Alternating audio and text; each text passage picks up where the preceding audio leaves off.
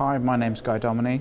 I am the author of this fantastic GovDelivery white paper on putting a financial value on an email subscriber for the public sector. I think the reason that we decided to put together this white paper was a combination of two things really.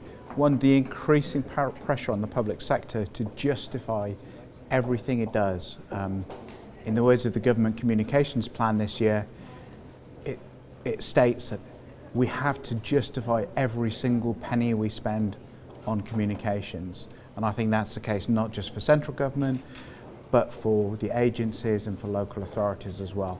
More and more we have to justify what we do, and we have to justify it financially. So there's that big pressure, and that combines with a flinching away from putting a value on what we do for a variety of reasons. Most of us came in here to do into the public sector to work for the public good.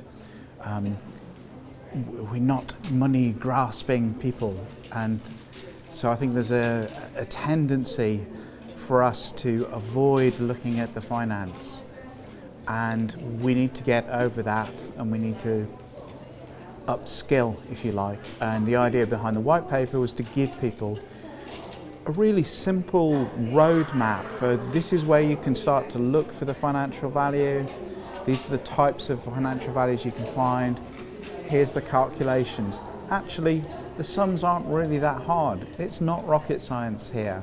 It's fiddly, time consuming and tricky, but not rocket science.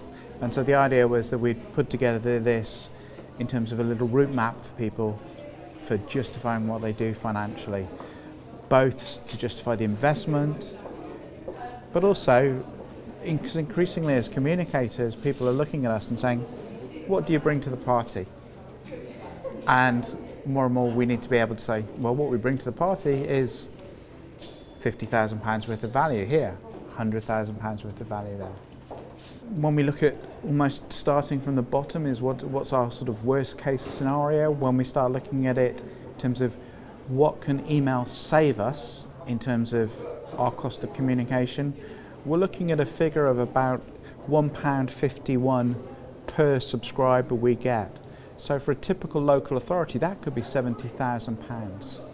That's a lot of money for a local authority. For most local authorities, that's something they'd really want to be saving. But that is, as I said, that's almost like the worst case. That's just reducing our costs of communication.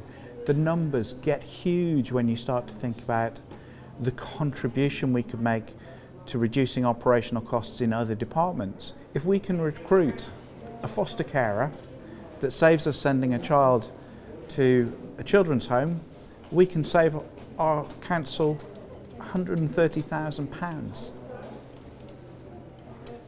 And then when we look outside that, we can think about the value that we save to the community. If we can persuade someone to invest in a smoke alarm, for example, as part of our email campaign, and that smoke alarm then prevents a fire turning into a fire that involves a fatality, we've saved over £1 million